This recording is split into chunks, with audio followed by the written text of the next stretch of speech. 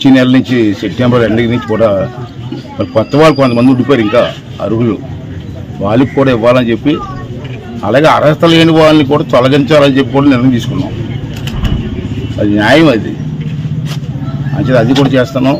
రెండోది ఏంటంటే అర్హులు ఉన్న వాళ్ళకి కూడా అక్టోబర్ 2వ తారీఖు రేపు గాంధీ జయంతి వస్తుంది కాబట్టి గాంధీ జయంతి నుంచి మళ్ళీ కొత్త వాళ్ళకి కూడా మరి పెన్షన్లు ఇవ్వాలని చెప్పి కూడా నిర్ణయం తీసుకోవడం జరిగింది. రెండోది ఏంటంటే ఇక్కడ అందరూ పెద్దలందరూ ఉన్నారు. రేపు 2వ తారీఖున ఈ నెల 2వ తారీఖునే పవన్ కళ్యాణ్ గారు పుట్టినరోజు. ఆ సందర్భంగా ఒక నిర్ణయం తీసుకోవడం జరిగింది. మంచి కార్యక్రమం ప్రతి పంచాయతీల్లోని ఇవాళ సుమారు మనకు 14,000 పంచాయతీలు సుమారు ఉన్నాయి రాష్ట్ర వ్యాప్తంలో.